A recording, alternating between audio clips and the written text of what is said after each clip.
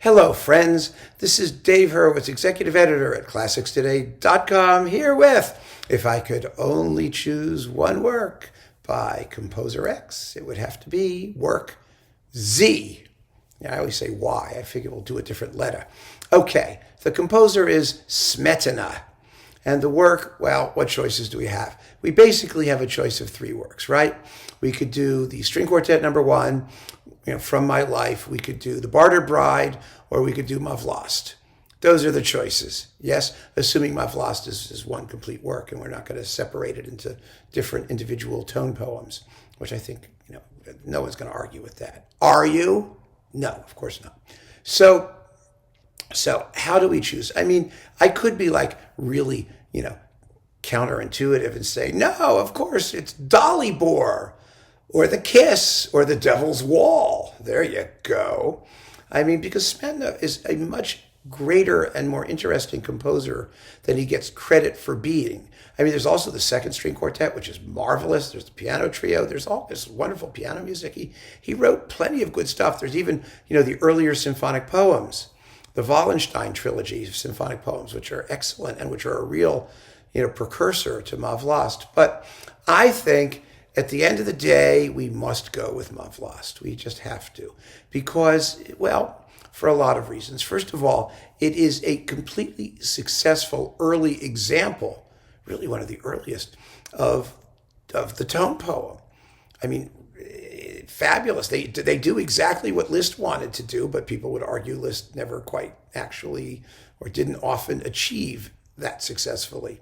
I mean, it's a fully heroic, marvelous, representational collection of movements based on related themes. And oh my God, it's just amazing. Simply amazing.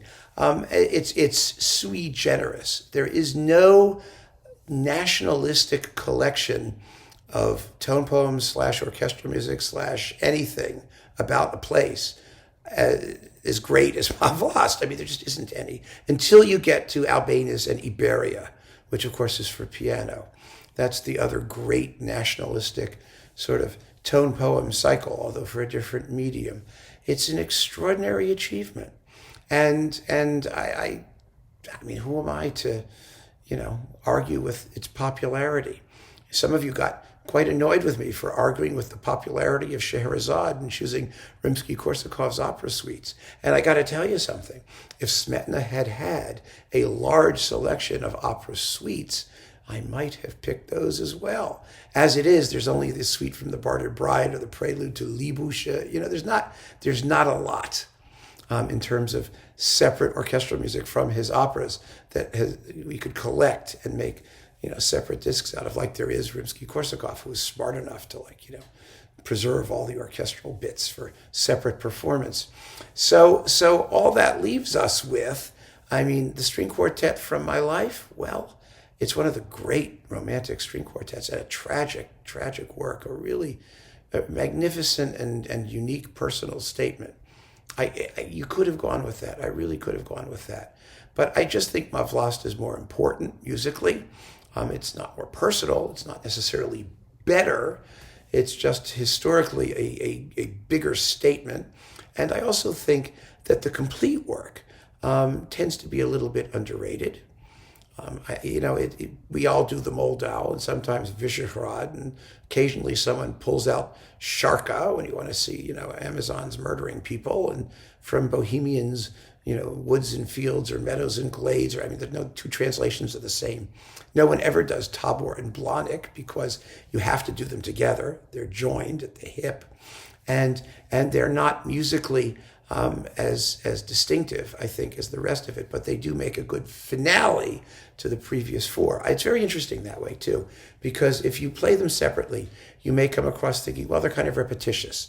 You keep hearing dum bum bum bum bum bum bum bum, over and over again.